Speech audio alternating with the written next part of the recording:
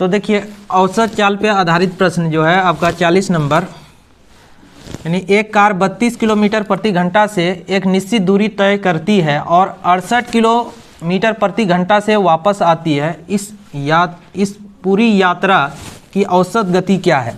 तो देखिए किसी भी सवाल को बनाने का तरीका जो है आपका, देखिए अगर आपका आरंभिक स्थान A है और अंतिम स्थान क्या है, B है, यहाँ से ये गया कितना 32 किलोमीटर प्रति घंटा की रेट से और आया कितना 68 किलोमीटर प्रति घंटा की रेट से। तो अब देखिए अगर हम इसका डिस्टेंस पहले बेसिक से बता देते हैं। अगर डिस्टेंस D है तो आप समय बराबर फार्मूला जानते हैं, समय बराबर क्या हो जाता है आपका, वैसे चाल बराबर आप फार्मूला जानते हैं, दूरी बटे समय होता है। चाल बराबर फार्मूला हो जाता है दूरी बटे समय। तो यहाँ पर समय बराबर हो जाएगा दूरी बटे चाल हो जाएगा, दूरी बटे कितना हो जाएगा, चाल हो जाएगा। तो दूरी अगर D है, देखिए जाने में हम मान लेते हैं कि समय T1 लगा है, आने में इसको T2 लगा है समय।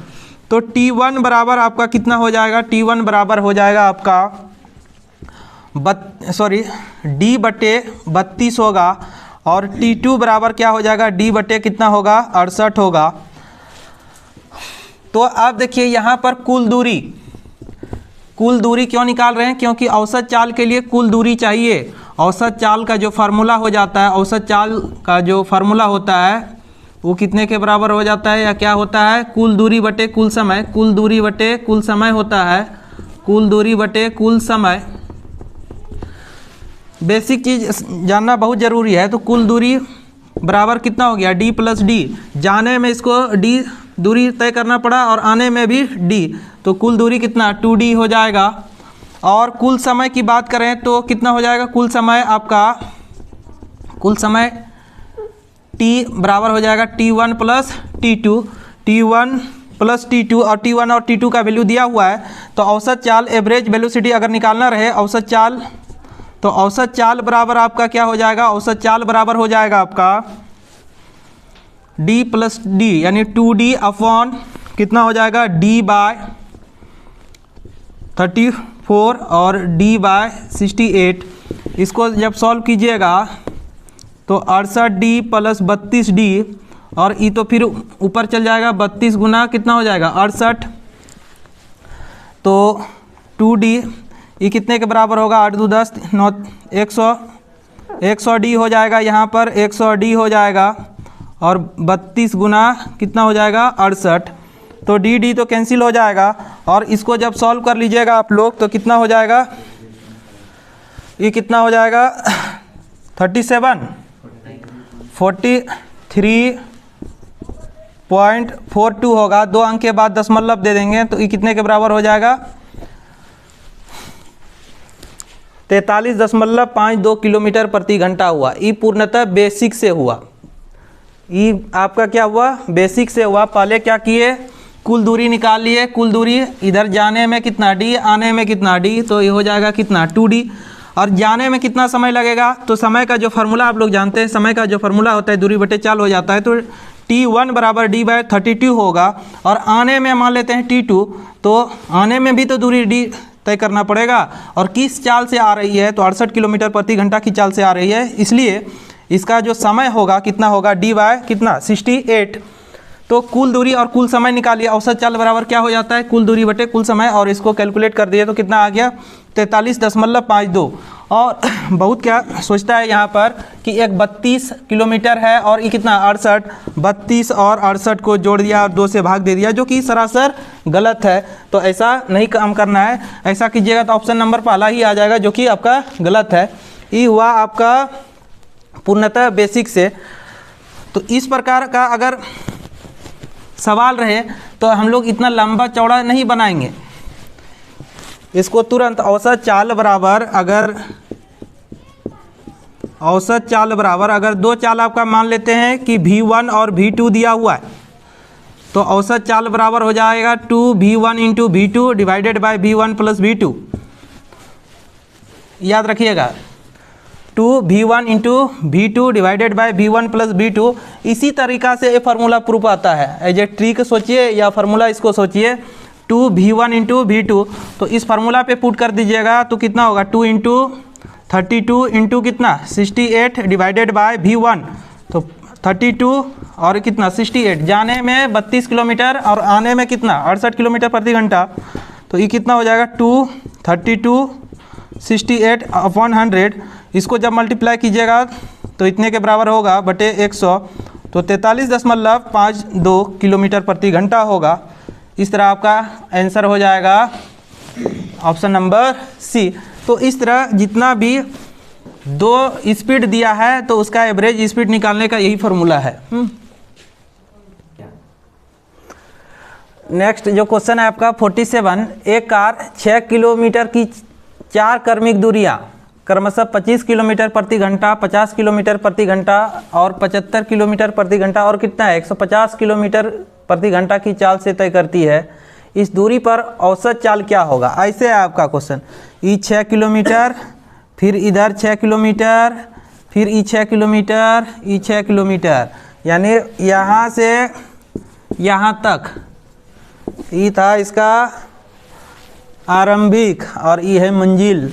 हाँ, यहाँ से चलना प्रारंभ किया, यहाँ पहुँच गया 6 किलोमीटर 6 किलोमीटर 6 किलोमीटर 6 किलोमीटर, ई तो 6 किलोमीटर जो है स्पीड कितना इसमें लगाता है वो 25 किलोमीटर प्रति घंटा, इसमें 50 किलोमीटर प्रति घंटा और इसमें 75 किलोमीटर प्रति घंटा और इसमें कितना है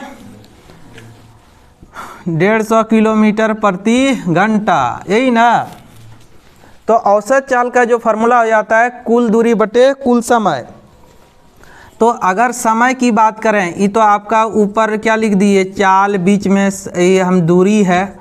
अगर समय की बात करें तो समय क्या हो जाता है, देखिए चाल बराबर जो आप फार्मूला जानते हैं दूरी बटे क्या होता है समय होता है, और यहीं से समय का अगर फार्मूला आप निकालिएगा तो दूरी बटे क्या हो जाएगा आपका चाल हो जाएगा, दूरी बटे क्या हो जाएगा चाल। तो दूरी अगर 6/25 और यहाँ पर 6 कितना 50, ये 6/75, ये कितना हो जाएगा 6/150, यही होगा। तो कुल अगर समय देखें तो सबको जोड़ना पड़ेगा, कुल समय देखें तो जोड़ना पड़ेगा सबको। तो यहाँ पर कुल समय अगर देखें तो प्लस प्लस प्लस करना पड़ेगा, कुल समय कितना होता है यहीं पे जोड़ के रख लेते हैं। तो कुल समय कितना हो जाएगा, कुल समय आपका सबका एलसीएम कितना होगा 150 होगा, तो 25 छक्के 150, तो 6 के 36, ये 6 तिया 18, 6 दूना 12, ये 6 बड़ा बढ़िया से घटा है क्या इधर, तो ये कितना हो जाएगा 18 यानी 72/150, यही होगा 72/150 कुल समय हो गया, यानी इतना घंटा लगेगा। तो औसत चाल का जो फार्मूला हो जाता है औसत चाल कुल दूरी, तो 6 किलोमीटर 6 किलोमीटर 6 किलोमीटर 6 किलोमीटर, तो कितना होगा 24 किलोमीटर होगा टोटल दूरी। तो 24/72/100 कितना हो जाएगा 60। तो इसको कैलकुलेट कर लीजिए, 24 गुना 150/72, 24 तिया 72, ये कितना हो जाएगा 50, तो 50 किलोमीटर प्रति घंटा। एक बार फिर से देख लीजिए, 4 क्रमिक दूरियां हैं ना कि सिर्फ 6 किलोमीटर लेना, 6 किलोमीटर की जो है ना 4 क्रमिक दूरियां हैं, ई 6 किलोमीटर, ई भी 6 किलोमीटर, ई भी 6 किलोमीटर, ई भी 6 किलोमीटर। तो यहाँ पर इतना के लिए कितना लगा रहा है 25 किलोमीटर प्रति घंटा का स्पीड से चल रहा है, और ईंटों को तय करने में 50 किलोमीटर प्रति घंटा की चाल से चल रहा है, और ईंटों दूरी तय करने में कितना 75 किलोमीटर प्रति घंटा की चाल से चल रहा है, और ईंटों कितना 150। तो यहाँ से कुल समय निकाल लिए, सेपरेट सेपरेट समय निकाले और जोड़ दिए तो कुल समय हो गया, और कुल दूरी आपका कितना हो जाएगा 24 किलोमीटर। तो 24 बटे इतना हो जाएगा, इसको सॉल्व कर लिए तो 50 किलोमीटर प्रति घंटा हो गया। तो ऑप्शन नंबर बी आपका सही हो जाएगा। तो नेक्स्ट टाइप आपका क्या है, जब कोई व्यक्ति अपनी आंशिक चाल से चले, तो जैसे यहाँ पर क्वेश्चन नंबर 48 है, एक कार कुछ दूरी 25 घंटे में तय करती है, यदि वह अपनी कार की गति 1/5 कम कर दे, कम होगा, कम कर दे तो कार उतने समय में 200 किलोमीटर कम दूरी तय कर सकेगी। तो कार की गति कितनी है, यानी पहले से कार की गति कितनी है हम लोगों को पता करना है। तो आप जानते हैं कि चाल बराबर क्या होता है, कितना समय में आप कितना दूरी तय कर रहे हैं, यही तो जो रेशियो होता है, इसी का जो अनुपात होता है उसी को हम लोग क्या बोलते हैं, चाल बोलते हैं। चाल का होता है फार्मूला। अगर हम चाल को कंसीडर कर लें, कितना मूल जो चाल है भी, आपका समय तो कितना लग रहा है, 25 घंटा लग रहा है। और अगर हम दूरी मान लें, कुछ निश्चित दूरी है ना, डी मान लेते हैं उसको, तो बेसिक से कैसे बनाएंगे और ट्रिक भी कैसे निकालेंगे, तो बेसिक से ही ट्रिक निकलता है। यदि आप समझ जाते हैं तो कहीं दिक्कत नहीं होने वाला है। तो चाल बराबर, पहले देखिए, पहले स्थिति में अगर मान लेते हैं कि वो चाल को कम नहीं करते, तो चाल तो भी रहता आपका और टोटल दूरी कितना डी रहता, तो कै घंटा लग जाता, 25 घंटा। तो कहने का मतलब v बराबर d/5, इसको आप इक्वेशन 1 मान सकते हैं। पूर्णतः भी बेसिक से बता रहे हैं। अब कहता है कि चाल को 1/5 कम कर दे, तो अब कितना से चलेगा, अगर पूरा चाल 1 है तो 1/5 कम कर दे तो 4/5 चाल से चलेगा ना। कहने का मतलब क्या है, पहले अगर 5 के स्पीड से चल रहा था, अब कितना के स्पीड से चलेगा, 4 के स्पीड से। बट्टे का मतलब यही ना होता है। तो यहाँ पर अब जो आपका चाल हो जाएगा v माइनस 1/5 v। तो दूरी देखिए, दूरी अब कम दूरी तय करता है, पहले d दूरी तय करता था, अब कितना 200 किलोमीटर कम दूरी तय करता है। तो अब जो दूरी हो जाएगा कितना होगा, d माइनस 200, वही 25 घंटा में। तो ये कितने के बराबर हो जाएगा, 4/5 भी होगा। और फिर इसको अलग अलग भाग दे देंगे तो d/25 माइनस 200/25 होगा। अब देखिए 4/5 भी और d/5 ये कितने के बराबर, d/25 ये v के बराबर है आपका। तो इसके बदले में हम क्या लिख दिए, v रख दिए, माइनस इसको कटा दीजिएगा तो 8 हो जाएगा, तो -8, और इस साइड लाइएगा तो -v plus 4/5 v equal to -8, और इसको कैलकुलेट कीजिएगा तो -1/5 v बराबर -8 होगा। तो v बराबर आपका कितना हो जाएगा, 40 किलोमीटर प्रति घंटा होगा। ये पूर्णतः बेसिक से हुआ, इसको आप नोट कर सकते हैं। फिर से बता देते हैं क्या इसमें काम किए हम। चाल मान लिए पहले v और समय कितना 25 घंटा और दूरी कितना है आपका d, दूरी आपका क्या है d। तो चाल बराबर आप फार्मूला जानते हैं, दूरी बटे समय। कहने का मतलब कितना समय में कितना दूरी तय कर रहे हैं, इसी का जो रेशियो कहलाता है ना, वो क्या कहलाता है, चाल कहलाता है। तो v बराबर d/25, और यहाँ पर अब चाल कम कर देता है तो 1/5। तो पहले अगर v चाल है तो अब चाल क्या हो जाएगा, 4/5 होगा। और दूरी भी कम हो जाता है, उतना ही समय चलेगा लेकिन दूरिया तो कम चलेगा ना। फिर यहाँ पे अलग अलग भाग दे दिए, कैलकुलेशन कर दिए, तो मूल गति कितने के बराबर हो गया, 40 किलोमीटर प्रति घंटा। अब देखिए यहाँ पर तुरंत बन जाएगा ये सवाल, अगर 1/5 चाल कम कर देता है तो कितना दूरी यहाँ पर ये कम करता है, यानी कितना दूरी कम चलता है, 40 ना, सॉरी 200 किलोमीटर कम चलती है। तो यहाँ से अगर आप डायरेक्ट भाग दे दीजिएगा इसको तो निकल जाएगा, इस टाइप का सवाल रहेगा। तो 5 चौक 20 किलोमीटर प्रति घंटा, तुरंत आ जाएगा आपका आंसर। लेकिन उससे ये आपको दिमाग में ये कारण नहीं पता चलेगा क्यों भाग दे दिए, हाँ, लेकिन आंसर आ जाएगा अगर इस सेम टाइप का क्वेश्चन रहेगा तो। हाँ, जितना कम और इधर जितना भाग दे रहा है उससे भाग दे दीजिए, तुरंत आपका निकल जाएगा। तो नेक्स्ट क्वेश्चन देखते हैं। देखिए नेक्स्ट क्वेश्चन आपका क्या है, एक व्यक्ति अपनी सामान्य गति की 5/7 गति से चलते हुए अपने कार्यालय में सामान्य समय से 10 मिनट देरी से पहुंचता है। मिनटवा तो छूट गया है, यहाँ मिनट होगा। 10 मिनट देरी से पहुंचता है। कार्यालय पहुंचने का उसका समय मिनटों में कितना है?